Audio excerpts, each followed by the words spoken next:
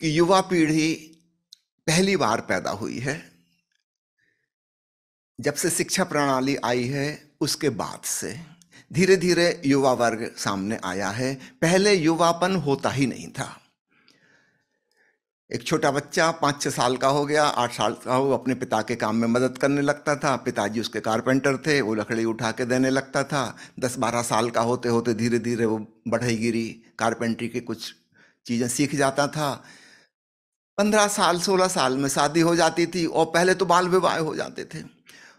17-18 साल में तो वो स्वयं पिता बन जाता था और गंभीर जिम्मेवारियां उसके कंधों पर आ जाती थीं। एक छोटी लड़की है, 4-5 साल की हो गई, वो माँ के किचन में हाथ बटाने लगी, खाना पकाना सीखने लगी, घर के दूसरे काम काज करने लगी। 8-10 साल की हो गई, वो अपने छोटे भाई बहनों को संभालने लगी। Too much responsibility. 15-16 साल की होते होते तो वो खुद माँ बन जाएगी। 20 साल तक होते उसके 3-4 बच्चे हो जाएंगे। So many responsibility.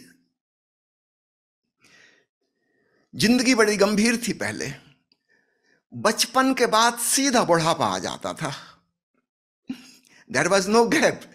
टीनेजर जैसी कोई चीज थी नहीं कि जहां पे टोटली फ्री हैं, कोई रिस्पॉन्सिबिलिटी नहीं है, पैसा भी नहीं कमाना है, पेरेंट्स कमा रहे हैं, और पूरा टाइम है और एनर्जी है, and body is full of energy. और पहली बार फ्रीडम मिली है, माता पिता से दूर, बच्चे हॉस्टल में रह रहे हैं अपने हम उम्र के बीच में। पहले ये संभव ही नहीं था। हमेशा घर में दादा दादी थे, नाना नानी थे, 2 पीढ़ी 3 पीढ़ी 4 पीढ़ी तक थी, पर नानी भी मौजूद थी, ग्रैंड ग्रैंड मदर। किशोरावस्था जैसी कोई चीज घटित ही नहीं होती थी। जब तक किशोरावस्था आई तब तक तो बच्चे पैदा हो गए, खुद ही माता पिता बन गए, गंभीर जिम्मेवारियां उनके सिर पे आ गई। खेल कूद के दिन ही नहीं थे, किशोरावस्था नहीं थी, युवावस्था भी नहीं थी। तो हजारों साल से बचपन के बाद सीधा प्रौढ़ता और वृद्धावस्था आ जाती थी। नाम मात्र के ही हम होते थे कि 20 साल के हैं, 22 साल के, लेकिन जवानी नहीं थी, कोई उपाय नहीं था, प्रेम की कहीं कोई जगह नहीं थी।